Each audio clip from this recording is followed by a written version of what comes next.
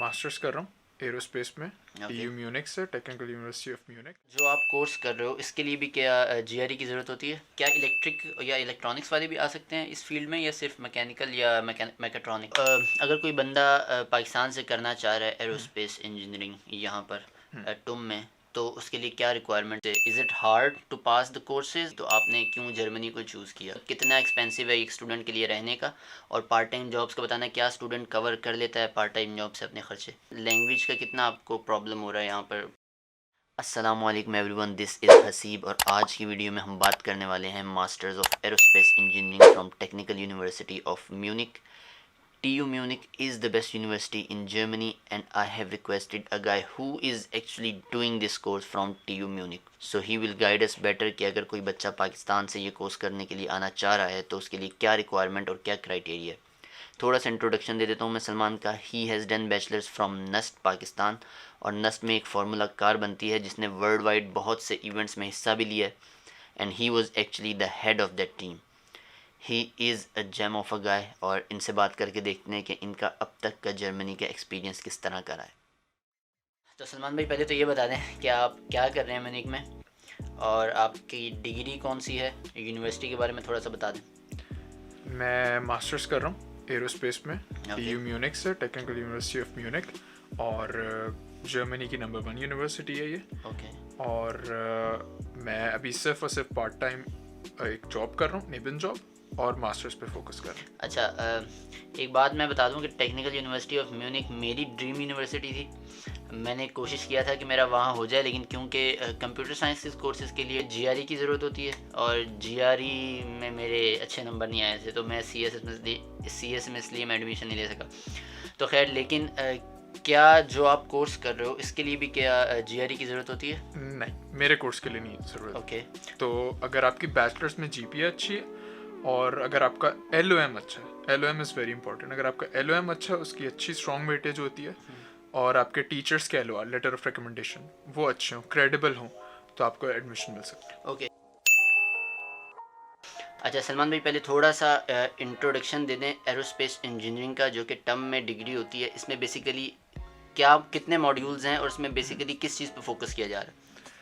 तो there are like 12 modules जो कि मास्टर मॉड्यूल्स कहलाते हैं, और वो मेजर सब्जेक्ट्स होते हैं जैसे कि space propulsion, flight guidance etcetera. तो आपको हर स्टूडेंट को ये 12 मॉड्यूल्स क्लियर करने होते हैं। इसके अलावा चूँकि ये चाहते हैं कि आपके प्रैक्टिकल फील्ड में भी थोड़ा सा काम हो, तो इसलिए हर किसी को 2 प्रैक्टिकल मॉड्यूल्स भी क्लियर करने होते हैं, जिसमें लैब्स होती हैं या कोई फिज़िकल प्रोटोटाइप कंस्ट्रक्ट करना होता है, ड्रोन बनाना होता है एक्सेट्रा। तो 2 इसमें फिज़िकल प्रैक्टिकल के भी कोर्सेज होते हैं। इसके अलावा 3 सप्लीमेंट्री कोर्सेज होते हैं जो कि नॉट नेसेसरीली वेरी टेक्निकल होंगे, जो कि आपकी फैंटसीज को पूरा कर सकते हैं। For instance, I want to study about astrophysics, तो इसमें एस्ट्रोफिजिक्स इस तरह के कोर्सेज होते हैं। ये आपको 3 कोर्सेज लेने होंगे। इसके अलावा आपको एक सेमेस्टर आर्बाइट करना होता है, जैसे कि टीम प्रोजेक्ट, या फिर आप उसकी जगह कोई इंटर्नशिप कर सकते हैं, और इसके अलावा आपको एक थीसिस करनी होती है। ओके। ये बहुत सारा कुछ है। पहले तो ये बताओ, इतना पढ़ कैसे लेते हो? तो ये आई am not kidding, but it's true कि जो हमारे सीनियर्स वगैरह हैं वो ये कहते हैं कि अगर आप टुम में ग्रेजुएट भी हो रहे हो ना ऑन टाइम, तो you are doing very good. ऐसा नहीं है कि आप यही रोते रह जाओ पूरी ज़िंदगी जीपीए के बारे में, क्योंकि टुम में जीपीए उठाना इज़ एक्चुअली वेरी चैलेंजिंग। अगर कोई बंदा पाकिस्तान से करना चाह रहा है एरोस्पेस इंजीनियरिंग यहाँ पर टुम में, तो उसके लिए क्या रिक्वायरमेंट है उसको? मतलब बैचलर्स किस चीज़ में करना है, तो मतलब वो क्या करे? बैचलर्स वैसे पाकिस्तान में बहुत कम मेरे ख्याल से यूनिवर्सिटीज़ एरोस्पेस की करवाती हैं। आई गेस इस्लामाबाद में एक आध यूनिवर्सिटी है, लेकिन इसके अलावा जो एक कोर सब्जेक्ट आप ले सकते हो वो मैकेनिकल है। Bachelors in mechanical is very good for this, और मैंने भी बैचलर्स मैकेनिकल इंजीनियरिंग में किया। As long as you have a bachelors in this subject, आप आराम से एरोस्पेस में आ सकते हो, एंड इवन अदर फील्ड्स। तो आइड से safe choice is mechanical, but अगर आपको शुरू से इसमें इंटरेस्ट है तो आप डेफिनेटली एरोस्पेस भी कर सकते हो। क्या इलेक्ट्रिक या इलेक्ट्रॉनिक्स वाले भी आ सकते हैं इस फील्ड में, या सिर्फ मैकेनिकल या मैकेट्रॉनिक्स? इसका केस ये होता है कि जब आप पाकिस्तान से अप्लाई करते हो तो वो आपसे मॉड्यूल कैटलॉग मांगते हैं। तो उसमें आपके सारे सब्जेक्ट्स आउटलाइंड होते हैं कि मैंने ये सब्जेक्ट इतनी देर पढ़ा है और इतने सेमेस्टर पढ़ा है और इतनी डिटेल में पढ़ा है। तो अगर वो आपकी लेवल ऑफ एजुकेशन से सेटिस्फाइड होते हैं तो वो डेफिनेटली आपको एक्सेप्ट कर लेंगे। लेकिन अगर उनको लगता है कि कुछ चीज़ों में आपकी कमी थी, एक मतलब लाइक सम थिंग्स 1 और 2 कोर्सेज, तो वो अकोमोडेट कर लेंगे। फॉर इंस्टेंस मेरे केस में ये था कि उन्होंने मुझे कहा कि आपका बैचलर्स का मटेरियल साइंस का कोर्स जो है वो आपने सफिशेंटली नहीं क्लियर किया हुआ, even though I had a B, लेकिन उनको वो सफिशेंट प्रूफ नहीं लगा। तो they gave me an alternative कि हम आपको एडमिशन दे रहे हैं, लेकिन ये कंडीशनल बेसिस पे होगा, और जब आप टुम में आ जाएंगे तो आपको with in the first 2 semesters ये सब्जेक्ट क्लियर करना होगा, और अगर आप ये क्लियर कर लेंगे तो आपका परमानेंट एडमिशन हो जाएगा। तो I clear that in the first semester. Okay okay, that's great. अच्छा सलमान भाई, अगर एक बच्चे ने बैचलर्स किया हुआ है पाकिस्तान से, लेट सपोज सीएस में किया हुआ है या मैकेनिकल में या किसी भी फील्ड में, तो क्या रिक्वायरमेंट्स हैं कि वो यहाँ पर एडमिशन उसको मिल सकता है टेक्निकल यूनिवर्सिटी ऑफ म्यूनिक में इन एरोस्पेस इंजीनियरिंग?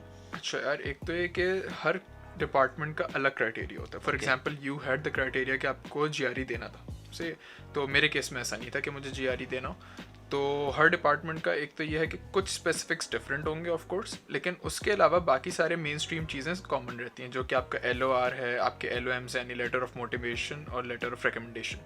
तो if I am not wrong 2 letter of recommendations आपको सबमिट करने होते हैं एटलीस्ट, और 1 लेटर ऑफ मोटिवेशन। तो सबसे ज़्यादा वेटेज जो है वो इन माय ओपिनियन वो आपके LOMs की होती है और LORs की होती है। जितना आपने वेल थॉट वो लिखे होते हैं और जितना ऑनेस्ट वो होते हैं, बजाय इसके कि उसमें क्लीशे सेंटेंसेस आप इंक्लूड करो, तो जितना वो हार्ट फेड लगते हैं उतने आपके चांसेस बूस्ट होते हैं। इसके अलावा I think your CV does play a role and your GPA does play a role, क्योंकि टुम इज़ रिक्वायरिंग पीपल जो कि अच्छे रिसर्चर्स हों। लेकिन सिंस इट्स अ TU, मैंने आपको थोड़े टाइम पहले बताया था कि TU जो है उनका फोकस ज़्यादा रिसर्च बेस्ड होता है, तो दे डू प्रेफर के जो स्टूडेंट्स आए वो अच्छे GPA वाले हैं। But still I know some people जो कि मेरे ही ग्रुप में हैं, मेरे ही साथ एरोस्पेस कर रहे हैं और उनकी इतनी अच्छी GPAs नहीं है। तो इट डजंट मीन कि आपकी GPA थोड़ी बुरी है तो आपको रिजेक्ट कर देंगे। There are more things that you can do जो कि बच्चों ने की हुई थी, जैसे इंटर्नशिप्स और प्रैक्टिकल वर्क्स। तो आई थिंक अगर आपका एक अच्छा स्किल सेट है, आप उसे वेल अच्छे तरीके से प्रेजेंट कर सकते हो, तो you will be in good hands. ये तो हो गया कोर्स स्पेसिफिक।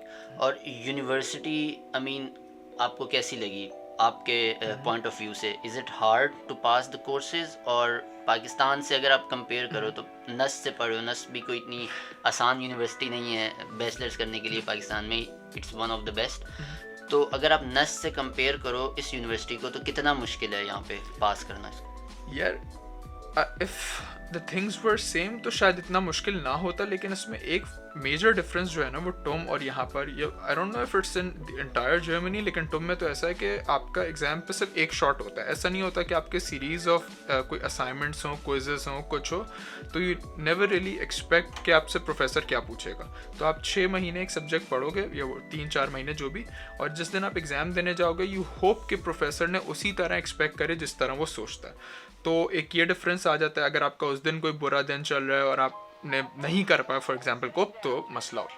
हाँ, ये एक चीज़ है जर्मनी में कि पाकिस्तान में जिस तरह हम बैचलर्स करते हैं तो ये होता है कि साथ साथ हमारी क्विज़ेज़ या असाइनमेंट्स चल रहे होते हैं, उसके नंबर्स एडअप होते हैं, फिर एक मिड होता है, फिर जाके एक फ़ाइनल होता है।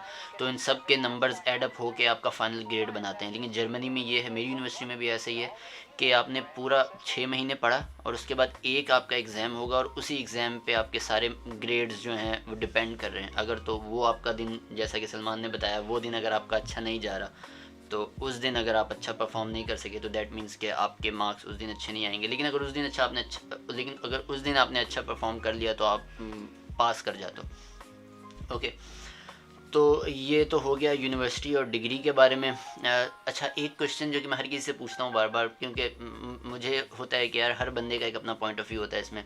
तो आपने पढ़ने के लिए जर्मनी को ही क्यों चूज़ किया? क्योंकि ऑब्वियसली जब आप सोच रहे होगे कि मैंने बाहर पढ़ने जाना है, आपके माइंड में UK भी आया होगा, ऑस्ट्रेलिया और USA वगैरह भी, तो आपने क्यों जर्मनी को चूज़ किया? उसकी आई गेस 2 वजूहात होंगी।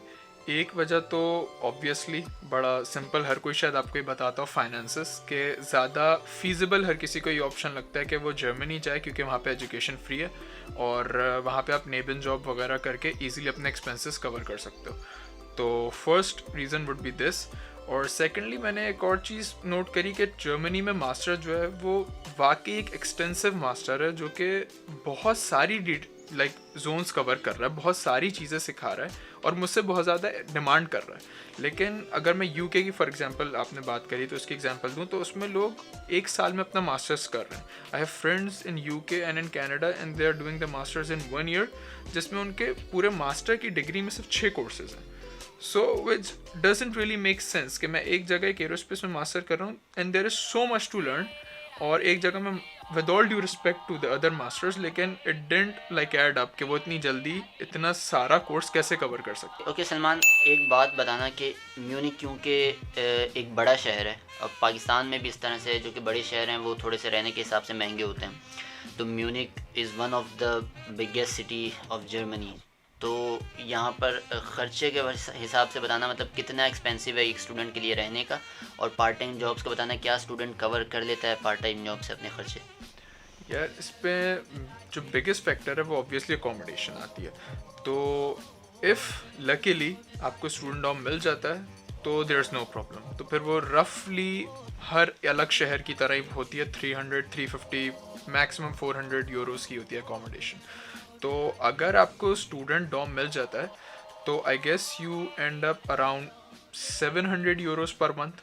शायद मैं ये भी अपर लिमिट हो क्योंकि आपके 400 यूरोज़ आपके अकोमोडेशन के जा रहे होते हैं, अराउंड 110 यूरोज़ आपके फिक्स्ड हैं जो कि आपके हेल्थ इंश्योरेंस के जाते हैं, और इसके अलावा बाकी आपका खाने पीने का ख़र्चा होता है और वो हार्डली 110-120 यूरोज़ में हो जाता है कवर। तो around 700 euros is a good value, और इसके अराउंड आप तकरीबन फिनिश कर लेते हो। और जहाँ तक बात है नेबन जॉब की, तो एज़ लॉन्ग एज आप एक हाफ डिसेंट जॉब भी कर रहे हो 20 आवर्स अ वीक, तो आप इजीली अपना ब्रेक इवन कर सकते हो। मतलब at no point will you be in a position to ask your family for the wealth, for the money. Okay ठीक है, मतलब कि अगर आप एक नॉर्मल सी पार्ट टाइम जॉब भी कर रहे हो जो कि 20 आवर्स अ वीक है, तो आपको पाकिस्तान से पैसे मंगवाने की ज़रूरत नहीं पड़ेगी क्योंकि आप अपने जो भी एक्सपेंसेस है वो बेयर कर लेते हो।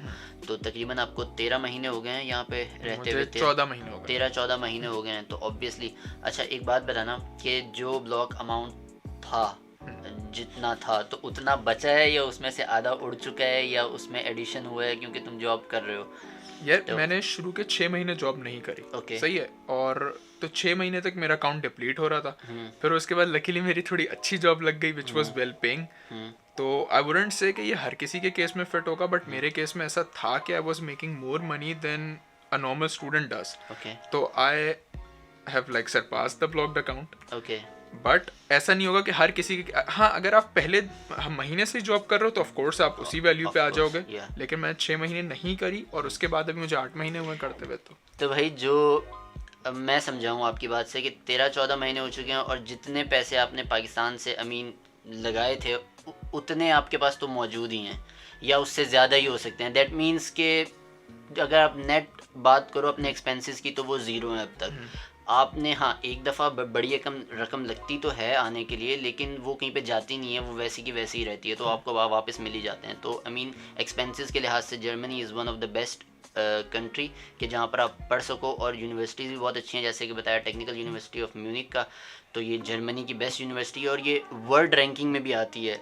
वर्ल्ड टॉप 50 में आई गेस अराउंड 42 है if I am not wrong. तो भाई दुनिया की बेहतरीन 50 यूनिवर्सिटीज़ जो हैं उनमें पढ़ रहे हैं भाई हमारे, तो नॉट कमिंग स्लो। अच्छा और सलमान भाई लैंग्वेज के बारे में बताएं कि जर्मन लैंग्वेज का कितना आपको प्रॉब्लम हो रहा है यहाँ पर, क्योंकि आपका कोर्स तो मेरे ख्याल से इंग्लिश में, और रोज़मर्रा के लिए आपको जर्मन लैंग्वेज शायद कहीं पे यूज़ करनी पड़े या ना? शायद तो नहीं, हर जगह डेफिनेटली यूज़ करनी पड़ती है। तो इवन तो मैं पाकिस्तान से A2 करके आया था और अभी मैं B1.1 कर लिया, B1.2 कर रहा हूँ, लेकिन जर्मन इज़ वेरी इंपॉर्टेंट। यहाँ पे ऐसा कहीं नहीं होता कि कोई आपसे छुटते इंग्लिश में बात करे। तो फर्स्ट गो मेरा हमेशा ये होता है कि मैं जिससे भी बात करूँ मैं जर्मन में ही करता हूँ, even though I am not very good at it, लेकिन मैं कोशिश पूरी करता हूँ कि मैं जर्मन में बात करूँ। और अगर आप जर्मन में बात कर रहे हो तो आगे जो बंदा होगा वो आपको वाकई एक अच्छा रिस्पॉन्स देगा और दिल लगा के आपसे बात करेगा, क्योंकि जर्मन्स की एक टेंडेंसी है कि वो जर्मन में ही कम्युनिकेट करना प्रेफर करते हैं। तो even the good professionals like doctors etcetera वो अक्सर आपसे नहीं बात करते इंग्लिश में। और एक छोटा सा इंसिडेंट अगर मैं बताऊँ, अभी रिसेंटली मेरे एक दोस्त की काफ़ी तबीयत ख़राब हो गई थी, तो हम उसे उसमें एमरजेंसी में लेकर गए। तो जो फर्स्ट पॉइंट ऑफ कॉन्टैक्ट होता है इमरजेंसी का, he didn't speak English, तो अब हम उसको एक्सप्लेन भी अगर करना चाहें तो देर इज़ नो ऑप्शन कि हम उसको समझा सकें, तो फिर आपको वहाँ पे अपनी जैसी भी टूटी फूटी हो लेकिन आपको वो जर्मन यूज़ करनी पड़ती है। तो इट इज़ वेरी इंटेग्रल कि अगर आप जर्मनी आ रहे हो तो आप जर्मन सीख कर आए थोड़ी बहुत। तो ओके, तो आप ये रिकमेंड कर रहे हो कम से कम A1 या A2 करके रहे? A2 एटलीस्ट A2 करके आए बंदा, और फिर यहाँ पे आके इट्स बेटर कि अगर यार आप इतना बड़ा स्टेप ले ही रहे हो, पाकिस्तान से अब किसी और मुल्क शिफ्ट हो ही रहे हो पढ़ने के लिए, तो A1 या A2 तो कर ही लो तो बेहतर है। यहाँ पर आके आपको काफ़ी हेल्प आउट हो जाएगी उसके बारे में। ओके, थैंक यू सलमान भाई, आपने टाइम दिया हमें, और ये इन्फॉर्मेशन ऐसी है जो कि फर्स्ट पर्सन से आपके पास आ रही है। दैट मीन्स कि जो बंदा म्यूनिक में रहता है, जो यूनिवर्सिटी में पढ़ता है, वो आपको सही गाइड कर देगा। मेरा जो माइंडसेट है, मैं फ्रैंकफर्ट के बारे में बता सकता हूँ, अमूमन सिटीज़ सेम ही होते हैं, ज़्यादा फ़र्क नहीं होता, लेकिन यूनिवर्सिटीज़ में बहुत डिफरेंस होता है। मेरी यूनिवर्सिटी जो है वो बहुत हाई रैंक यूनिवर्सिटी नहीं है, लेकिन टेक्निकल यूनिवर्सिटी ऑफ म्यूनिक ये काफ़ी हाई रैंक यूनिवर्सिटी है। तो उनका जो भी पॉइंट ऑफ व्यू था सलमान भाई का, वो उन्होंने आपको बता दिया। ओके, तो ये थे सलमान भाई जो कि जर्मनी की नंबर 1 यूनिवर्सिटी में पढ़ रहे हैं, टेक्निकल यूनिवर्सिटी ऑफ म्यूनिक।